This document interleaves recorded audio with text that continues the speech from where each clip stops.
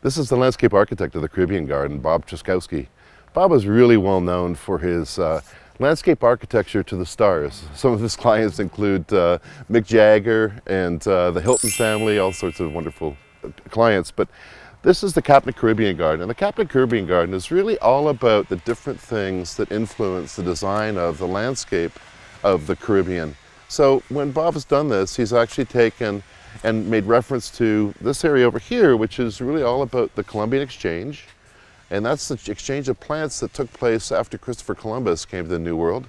So plants that came here and plants that went there. It's amazing to think about it, but there were no tomatoes in Italy before Christopher Columbus. There were no hot peppers in India before Christopher Columbus, and no potatoes in Ireland before Christopher Columbus. One of the trees that I'm particularly delighted to have in this garden is actually the chocolate tree. It's really is a reference to the agriculture of the Caribbean, and we'll see that replicated down here a little bit further as well. This tree is very sensitive to cold, so it's really marginal here in South Florida. And when we do have a cold night that goes below 40, it gets a little frostburnt.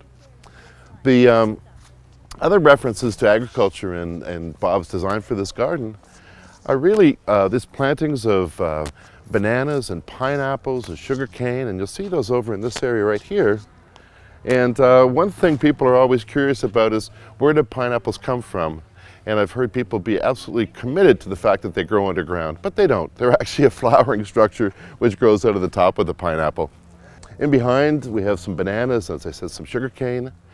And we also have this charming chattel house. It's a reference to the architecture of the Caribbean.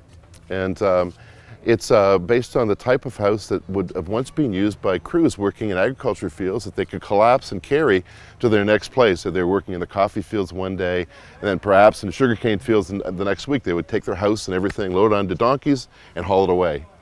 Now, we're going to take a look at some other aspects of this garden, just down here a little bit. One of the side benefits of building the gardens was we worked with the Army Corps of Engineers to determine how much surface area of lake we needed to deal with the runoff from the site. They determined that, and then we built the lakes. What I've been amazed about is how beautiful the lakes have turned out. The littoral plantings, or the plantings along the edges, have established now, and they provide wonderful habitat for all sorts of birds and amphibians, and a beautiful way to set off our natural areas as well. Of course, when you've got a lawn like we have here, which is a reference to the British influence in Caribbean design, you have to have a little bocce ball. So come out one day and just play bocce ball with your family and your friends. The pergola that we see in front of us is made from coral stone, and it's a reference to a wonderful pergola that was at Andromeda Gardens in Barbados. And it was built by a wonderful horticulturist by the name of Iris Bannicky. And Iris was an important person in Bob Trzaskowski's life because she really introduced him to all of the incredible plants that could be grown in Caribbean gardens. So this iconic element from Andromeda, Bob thought she really should be brought here to Naples Botanical Garden and installed as a tribute to Iris Bannicky. Now, we've seen quite a bit of what's in the Caribbean garden, but it's time now, I think, to go and see the Florida garden. So let's take a walk over there.